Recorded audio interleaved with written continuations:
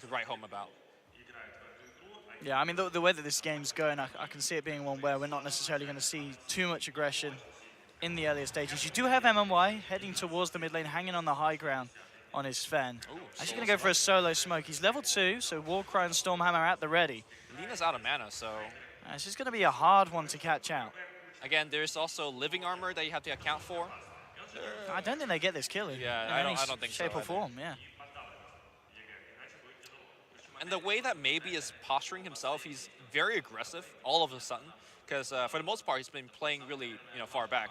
So I think Sumail is also going to be able to tell something is coming. So effectively, again, MMY is just wasting his time. Hasterin being picked up here by PPD, or at least securing save it for Sumail, yeah. And that can get extremely dangerous for Lina, especially the one thing that we didn't talk about is that living armor allows the Bat Rider to dive without any fear under the T1 tower mid.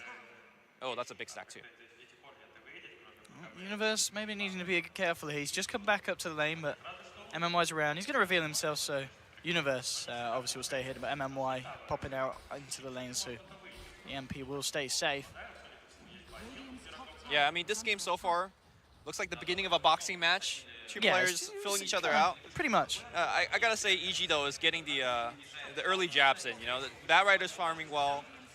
The supports on the side of LGD is not getting too much. With that said, though, they will are get this putting tower. A lot of pressure on that T1 top. They're going to get this tower. They're going to get this a little bit of a cash bonus here for the side. And Sylar still 35 for 9, 33 for 12. So as expected, both carries pretty much not missing a CS. And again, we're going to see Sumail. He's on 1,300 gold at the moment. We can expect a very good timing on the blink. Definitely pre-10 minutes at this rate. Yeah, definitely. Yeah. Unless he just gets ganked and die twice. Bottom lane here, RTK. Yeah. The bounce is here. They could try and go for this, and they are. It's half health for the moment. Artur going to start to chase the anchor smash, though. It's going to obviously knock down the right clicks, and Artur realizes he can't dive for this one. But nonetheless, a lot of harassment there onto RSEK. Let's see if Sumail could actually use that haste ring. It's about to pop. Living Armor's on CD. It's a fairly low mana, so probably not, but he can, obviously bottle back up. I think Lina is well aware, and yeah, MMY is parked behind the Lina. They are aware that the Bat Rider haste is a guarantee for a split if without backup. Yeah, smart positioning from MMY, as you said. Just, yeah, it's going to hang around almost certainly till that rune is gone. And the build here from the Spectre, TZ picking up the Urn of Shadows, and it was something that we don't always see Spectres do, but it's such a strong item on the hero because it allows you to obviously attend the fights with the Haunt and never have to necessarily worry about getting back to base. Yeah. If you're finding yourself involved in the kills, you have that self-sustain in the lane, so you can just continue to farm. In this tournament, it seems like, hold I thought. Oh. Sumail's in the jungle. He will find RTK. RTK. Here we go with the Firefly. A couple of stacks of Napalm. He'll chase this one down with a Flame Break bringing about. First blood there for Sumail. He's got the money for the blink. 5 gold off though. If he goes down, he's got to buy that blink dagger. He's got the money. He's got it. He's got to buy it though. No, he wants to kill him. He's going in on DDC. He's got 2 stacks of Napalm. One more right click will do the Flame Break. Sumail, can he chase this down? He's going to get it. Double kill. Dribble. The Fairy Fire. But the Horde is there. RTZ coming in to clean up the job. Will get the kill. Now they turn towards maybe. They've found 3. They might be able to find a 4. Sumail with the DD doing work. Pops the Flame Break out. Isn't going to catch anyone now. RTK gets the gush onto Sumail. They'll get the Light Strike. They're looking for revenge. Laguna, Living Armor won't be able to save him as the cooldown comes down as well. And Sylar will find the return kill. But, well, we said there'd be a slow start and then bam. 6 minutes in, it all kicks off. Sumail does go down, but he does so much damage to LGD, and he does get that blink dagger. Dr. House right now is putting on a clinic. 7-minute blink dagger. Yeah, and he's going to keep on going. We're going to see that Smoke of Deceit on Bat Rider. And keep in mind that he can make those dives because of Treant. It's funny to see that that's where it happened, though, like behind the tier 2, 6 minutes so in. Deep. Yeah, so deep. And it worked out here for EG. So the map now will get opened up. And if you're LGD, you have very under-level, under-farm supports. How do you deal with this aggression? Well, I guess LGD will have to tell us because it's a really, really tough game for them to play now. Absolutely. I mean, one of the upsides for LGD, the fact that Sylar was the one to get that kill onto the bat, so Jaro will be at the top of the net worth at this point of the game. 4.1k, still top of the CS. And that kind of aggression that's working out for at least a Gyrocopter in that engagement is really the only way for a successful Gyro to be played right now. I mean, you need to be teleporting in. You need to make sure those call down ganks are going your way. At least defensively, it worked out there for them. And now LGD is farming some stacks. I was going to say one thing to note, LGD's been very good with keeping these stacks up in the jungle. So we're certainly going to see at least at this point of the game, the farm still be very, very even. If anything, LGD might be able to pull slightly ahead with these stacks that they're creating. And DDC just been given a bit of a lane here to find his level 6. Yep. And so's PPD. He's the one there as well, picking up the XP for the side of EG. Yeah, it's very, very close, even though it's the 3-1 kickoff because of the amount of farming that LGD's been doing over their side of the map, keeping themselves pretty much neck and neck with EG. All right, smoke has been purchased on the Batrider, although that's something that EG has to be careful about. They have to be aware of the positioning of the TIE Hunter. You could have your early blink all you want. If you blink into a Ravage, you're just essentially feeding. So ROTK, his positioning and his awareness of the maps and the ganks that are coming his way has to be, on point. You can see Arteezy now with the phase boots. He's very much ready to haunt him for a bit of action if it does kick off. We'll see if it will, because LGD, 3 of them sticking as a group in their own jungle. They know that Batrider's got the blink. It has been revealed in the mid lane when he was farming, so they'll be very, very careful about being caught out now, and it is going to be hard for EG to find them. We saw them at the start, Sumail getting the kills, was lucky with the runes, had the haste in them, followed up by DD. Yeah, LGD right now don't want to show at least Alina until she finishes her Yule Scepter. Then at least she has a way to defend herself against the bat that's jumping in. And suddenly if you look at LG's lineup, they got the Telekinesis lift from Rubik, they got the TIE Hunter, counter-initiate with the Ravage, and obviously you got the Lina, and to a certain extent, you got the Sven as well. So they're fairly well prepared against the Batrider jump in, but that's only if Batrider's coming in with, by himself. If he's coming in with the whole team, then suddenly it's a different story. And it's been like 2 minutes now that DDC's been, free farming up top, right? Yeah, he's starting to get a bit of space there on the Rubik, so he can work towards that inevitable blink dagger. Smoke up from the side of LGD, making their way down bottom. You've got Fear and Sumail in the neighborhood. MMI moving forward. Fear looking to be in trouble. The Gush slows there, followed up by the Storm Hammer. They get the Light Strike combination, and bam, Fear will be taken down. Smart move there from LGD to find a pick-off in a game where it's already proven to be very hard to find that kind of action so far. 10 minutes in, just 3 for 2. And that might look like, an overcommitment for LGD. You just basically smoke gank a support. Essentially, they were able to get the kill without committing any big spells, and that's huge. You're still very well protected against the Batrider. Speaking of the Batrider, just defending the tower a bit. And they really want to knock down these T1 towers. So I say both teams are executing the game plans very well, and that Lina Yules is online, so she could also be suddenly a big threat by herself. And obviously from previous games, we know that maybe on his Lina, he can barrel out of control.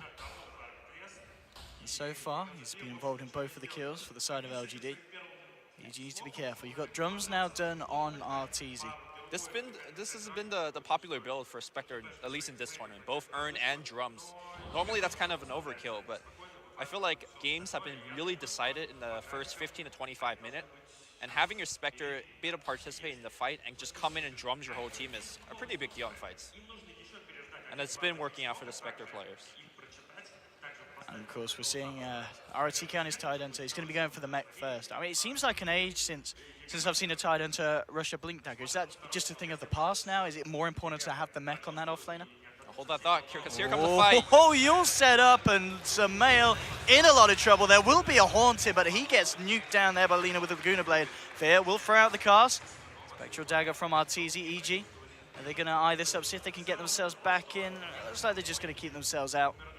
PPD coming in to scout it out there with the Nature's Guys as LGD do split, but again, they get themselves another kill. But yeah, so the mech on Tide Hunter. Right, so if you looked at how that fight progressed, right, you saw how LGD's heroes just drop, a bit of HP on every one of them. And that's where really the mech helps out. With that said, though, I think the Blink Dagger would be really good against the Batrider. You see the Bat blink in against one of your guys, you blink forward and you ravage the Bat +1. And I think ROTK is looking to group up and push with this team. That's a brave man teleporting in. They might fight here. They do have an Overgrowth, and here we go. Dropping the death for the Overgrowth to follow up. Sylar getting pummeled. There'll be a cooldown the Ravage. Looking to cancel it, but it doesn't quite catch the Witch Doctor. They'll lose the Rubik, and now Arteezy, he's got a double damage. They're chasing down ROTK. They're going to get themselves the second kill. Sprout. Can they get more? The Sprout from Universe catching out Sylar. The jump forward for Sumail. They've also caught maybe. That's the third one down, and they're going to look to take a fourth, maybe to fall as well. And EG with a perfect collaboration of skill there to catch out LGD. And they looked to the greater scale there. They didn't hone their skills all on one hero. They knew that they could get multiple ones, and they did it beautifully. Yeah, unfortunately, the Tidehunter Ravage came a little too late, and it also did not cancel the Death Ward. The Death Ward did so much damage against the Gyrocopter, and previous to that, you were asking about the mech. Well, boy, they sure wanted a mech right there. You and know, that's going to be put on hold now. Yeah. Losing his life again, the Tide. Knocking back the farm, and that was... Yeah, as we saw, a big swing for EG to take at this point. 13 minutes in, that's going to put them comfortably ahead. Yeah, normally against an LGD, you lose that kind of mid-game team fight. You're like, you know what, that's cool. We got the better late-game lineup. We could push late game. But if you, again, something that Panel pointed out is neither of these teams are really exceptional pushing. So all of these mid-game team fights is going to have a huge ramification down the line. LGD can't play their standard, hey, let's sit back, defend high ground style. They need to start winning some of these team fights. And that's why I thought the last pick Tidehunter was very smart, but so far it hasn't really been converting. Mid lane, that's all. Nice, gonna snag the dagger. We're onto the Rubik from Mr. Arteezy, PPD. We can get some intel into the jungle, heading around, checking what's going on here. Little spot out maybe. Oh, that's something you don't want to run into. Someone blocked me here, and well, they want to go for this. The Horn in. In fact, it's the mid fight this is where it's kicking off because the Death Ward was laid down by Fear. They follow through. Universe thinking about TPing in to help try and capitalize on going for maybe, but the bottle charge is enough to keep the Lina safe and sound. But that Tidehunter pick off again, slowing down his farm. You'll see maybe get the Light Strike. They do have the vision here. They drop the Sentry and they drop PPD. EG now looking to get themselves back out. And that'll be just the 1-for-1 trade there. I would say that the most crucial player right now for LGD is actually the Tidehunter. And as strange it is to see how Tidehunter has been feeding so much, well, because he's normally very tanky, but he's been dying. And that mech is going to be delayed, the Blink Dagger down line is going to be delayed. And they need both of those items if they want to start winning these team fights. Sylar is trying his best to keep up in farm, but he's now starting to fall behind compared to Arteezy. It's still pretty close. There's only 100 gold in it, Lumi. That's true. I'll give him too much hard time. And with this Ancient stack, this is actually going to put him ahead. It's harder for Sylar to use this goal as effectively as Spectre, because Spectre is in every fight, right? Yeah, that's true. Sylar it's has much to physically easier get there. for Arteezy to just join the fights. There. And also the item that Arteezy has bought has been much more effective for this stage of the game. And that's not to say that, you know, eventually he's going to get his Diffusal or Radiance. Both of them will be great for this type of game. I mean, yeah. What is the build now after the phase drums? I think you. Do you think it's still the Radiance? You judge at how the game is going. Yeah. I think at the rate that this game is going, it's pretty good for EG. You could delay your next big item a bit. The Radiance is pretty nice. Well, that said, if you look at how the last team fight went for EG, they caught one, they chased for another, and then they chased for another, right? That's where the Diffusal is also very good. So I think it might come down to Arteezy's preference. I think both of the items are very good here. Okay, well, we can see LGD coming round into the Radiant Jungle. Samael is there on the mid.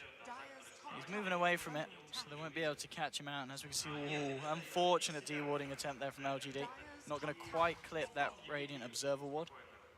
I wonder if LGD is a little scared for this push, because last time they got burned hard.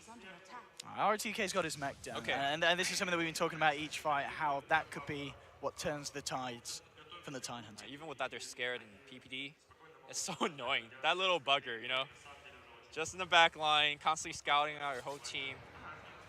Just in the woods. Sylar is going to head up here. He has got backup, but Arteezy straight out of lane. TP's down to bottom. Realizes with that ward here that LGD making these movements. It has been some really big warding here so far from EG. As they seem to, at the moment at least, be on top of when LG look for a bit of action. And it's so Yasha picked up here first by Arteezy after the phase drums.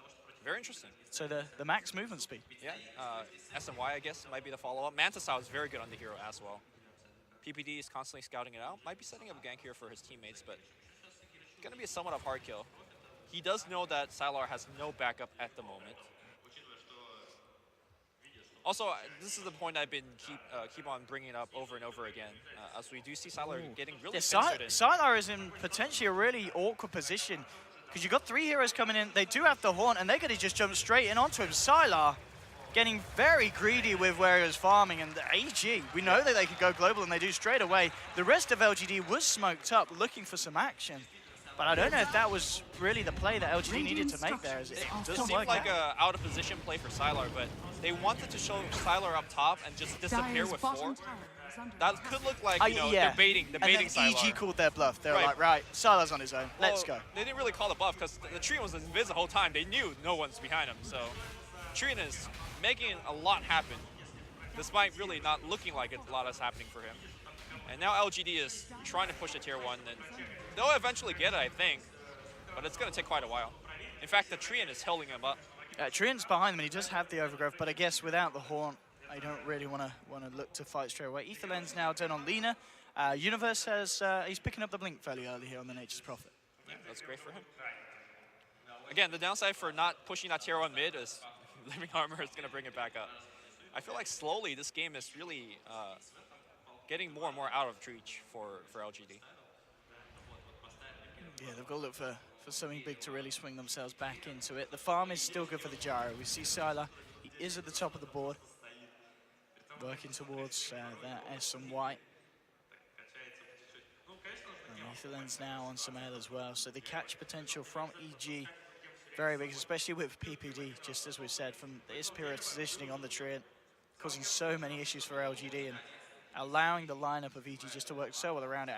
It really does feel like the whole draft really centralizes around that PPD Treant kicking things off. Yeah. I think if LGD downloads this replay after the game and watches it, Yeah. they'll kick themselves, like, in terms of how much the Treant has really done against them. If LGD was winning, they could afford for an early game gem and try to shut him down that way, but obviously they're not winning. They don't really have the luxury of picking up a fairly expensive item like that. Here we go, LGD is looking to push and it's like, hey, this tower used to be at low health. And now it's back to half. Yeah, they should get it with this Force. Force push it down the mid. Living Armor comes out. The flame break. The cask will bounce between the two. They'll jump in, but the Yule's there to hold the bat in place. Ravage comes through as well. Samael in a bit of trouble. The cooldown, but from the sideline, Fear with the death wall pounding onto RTK. RTK will fall. It's a 1-for-1 at the moment, and now the damage on Terman Y. He's got to run. RTZ looking for the cleanup here. Can they follow through for more? There'll be the telekinesis onto Universe, bringing him into the Laguna Blade. That's the second one down, but RTZ still cleaning up. The cast, the bounces. Sylar will go down. Double kill for Fear. This man on his Witch Doctor.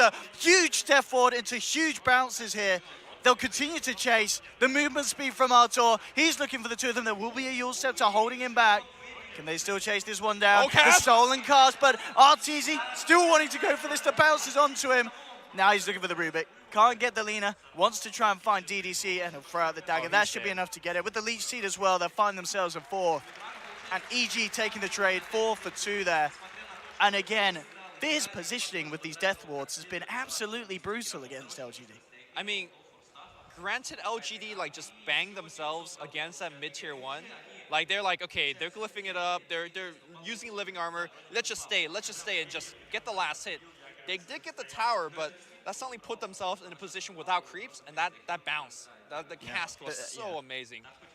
With that said though, we did see Rubik stealing it and using it back against EG with great effects. And speaking of MMY steals, he's got living armor a couple times this game, he's got cask, and if he gets a big ultimate like the overgrowth being the biggest one, or the death ward, you could get some pretty good team fights going for you as well. But so far he hasn't had the luck of stealing it. And PPD's got the mech for the side of EG now, ready for the next fight.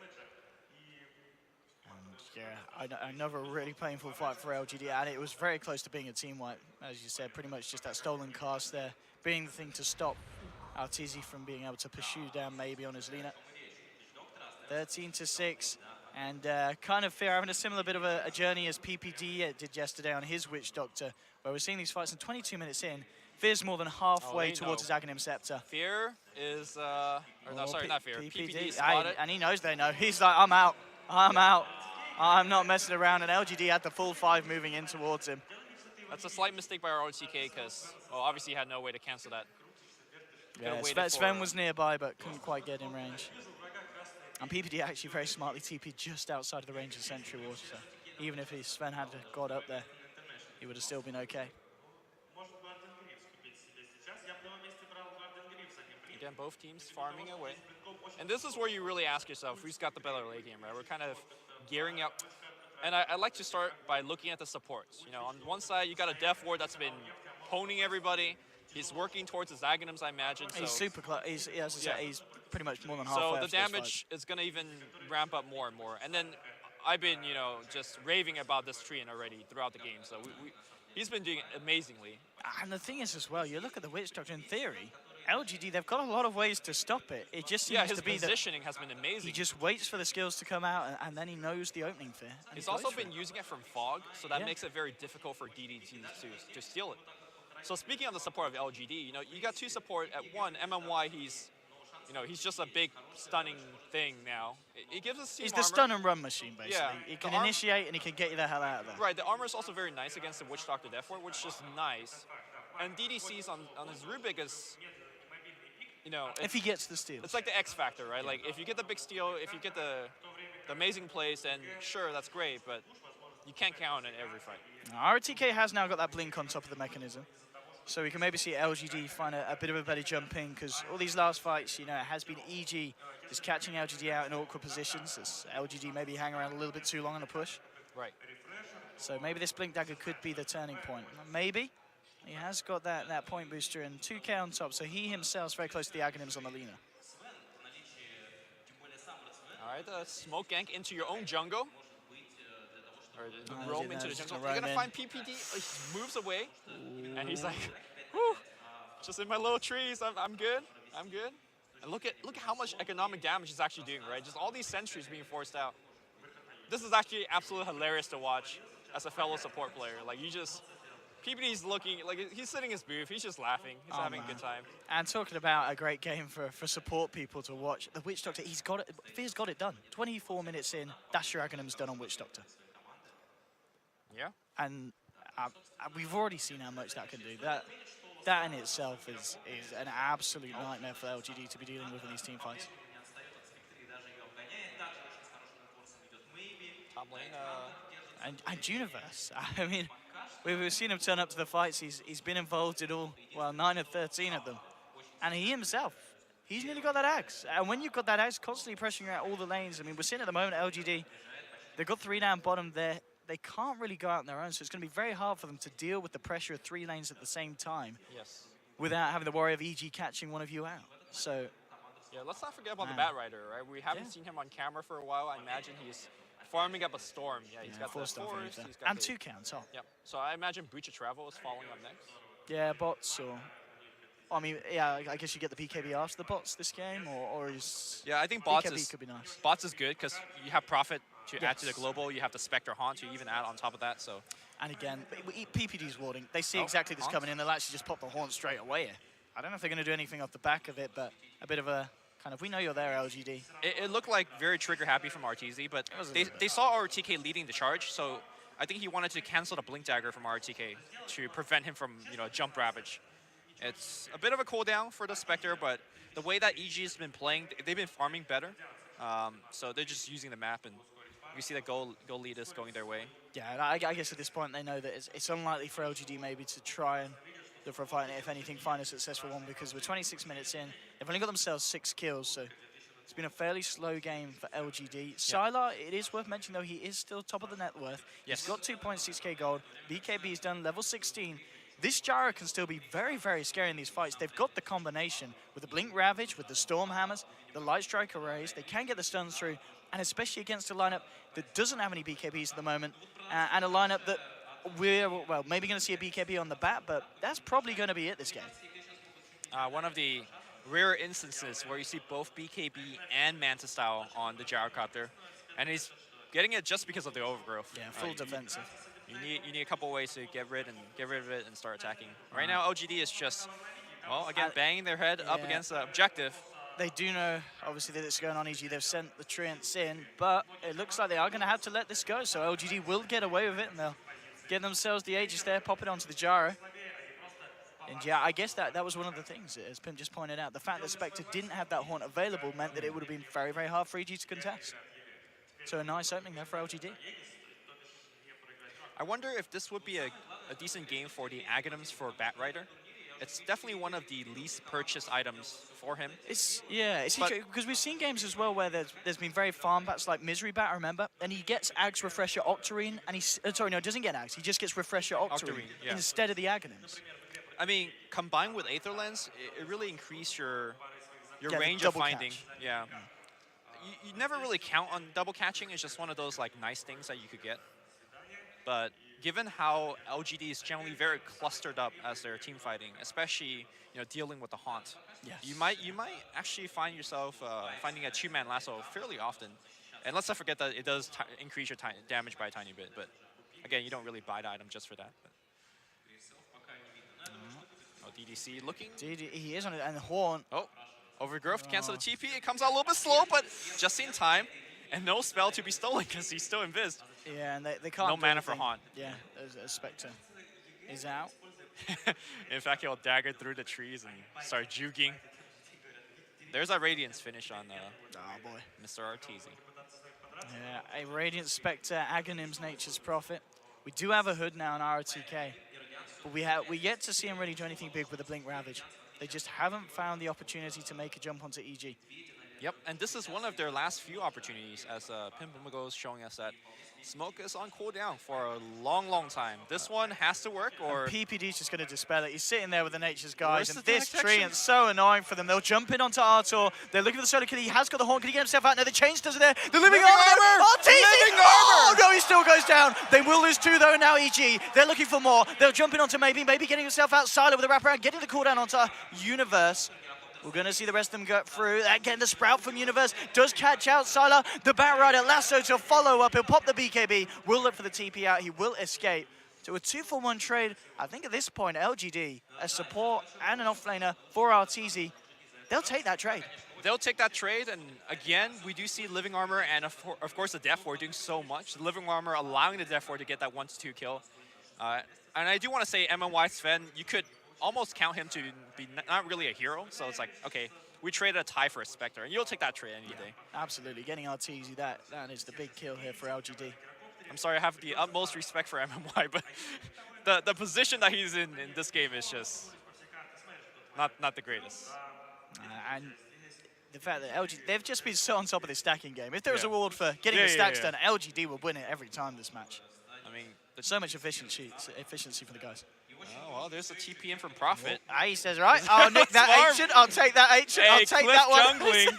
Here we go, this is cliff jungling. This is how it should be done. Yeah, This and then he is how blinks it should out. be Look done. at this man. Hey, easy goal. Cheers, Cheesy cheers, little Sylar. bucker. The question is, when will LG actually pick up a gem? Yeah. I'm just... They got dust, they got sentries. Nobody's rich enough to really just like pull one out of their pocket, though. That's the problem. Oh, Haunt is coming up. Who are we looking for? Looking for DDC top. Universe coming in as well. They've got the Sprout, maybe. Is there though to DDC defend trapped. the Rubik? But yeah, these illusions just sitting there. They'll just take the kill. The illusion's too strong with that Radiance burn. And look at how Melting low through the risk support. that was, right? You haunt in, you pop a couple of Manta Illusion. Oh. Prophet pops Yeah. in with the ult. Sylar's a little bit low here, and he is looking to fight. That'll be the Laguna straight up to Universe. Living Armor, will it be able to save him? Oh, no, it won't. They will get themselves the kill. Arteezy coming in. And Death no! Ward! Oh, the cast, the Death Ward! It's the Aghanim's Death Ward ripping through them. That's going to be the two of them down. They'll lose, maybe. They'll lose the edges on Gyrocopter. MMY runs in, gets the Sun to Fear. RTK and Sylar back up. Maybe they can try and turn this LGD. MMY is getting lead seated up. PPD coming around for the back. RTZ looking to get back into Samael. Jumps forward. Lasso onto MMY. Could he get himself anything more here? They're still chasing down the side of LGD. Sylar and coming RT. off cooldown. Okay, being forced back to base. Oh, they actually bounced him out here. He'll get himself out of the Sprout. They got There'll be- Ravage. Yeah, they need to be careful here, EG. They don't want to overstep the mark. LGD ready to fight back, moving in with a force. Ravage, 1-3. Rocket Barrage onto Samel. He's got the BKB. And again, the cars bouncing between the two of them. And EG say, you want to fight? We'll take it. RTZ moving on to Sylar. Sylar's going to fall. RTK as well. He's looking to be in trouble. Samel diving deep with the Living Armor, with the BKB, getting the napalms down. The Sprout is there. He burns down the trees, but he burns down the fish as well. 21-8. EG again, forcing all of LGD to the sidelines. Yeah, LGD making a ton of mistakes in these team fights. For example, in that engagement, Tidehunter did not have to re-engage, right? In fact, they were fighting essentially 3 versus 5, especially with the Prophet buyback. So it's surprised to see LGD take these kind of mistakes in late game team fights, because generally that's where they're really, really good at. But right now, LGD with all the EG with all the momentum, and they're threatening to start doing some high ground damage. Oh, wow. Oh, look at that. He Aether Lens. clipping maybe over into the fight. And goodbye, Lina. Lena now down for 70. He does have buyback available, but this could be the top racks in trouble here for the side of LGD. He'll need a buyback if he wants to. Yeah, and with see no his gyro base. for 20 seconds, I don't know if he will. I think they'll just have to admit that this Rax is gone and just have to let these ones go. I think the mid Rex is also going. I feel like EG has the momentum. They're going to have the gyro back, and as I say, if they do want to buy back here on the Lina, which they might do if they can get initiation, but they don't have that Ravage. Yeah, they don't. And of course, Trian's ultimate's much on lower cooldowns. He's got the overgrowth. He's got the Greaves as well, keeping everybody relatively high health. ROTK just tanky on the front line. And we are approaching the territory where Spectre becomes again, the cast, the Death Ward from Fear from the low ground. ROTK pops the mech, but Sumail's just moving in. There will be the Laguna to kill down the back, but they've already lost 3 again on LGD. There'll be a buyback from the Lina, but RTZ sending the illusions in, forcing maybe back to base. Again, these trades, yep. EG. And it's GG. Game 1 goes to the Americans, EG. Just what a performance. I mean, there's so many people. I think everyone on the side of EG, we said it yesterday, they've really turned up for this playoffs portion, and it looks like it's no different today. The team as a whole, just individually, and the synergy, it was just almost perfect. Yeah, LGD had a draft where they had to out-execute, outplay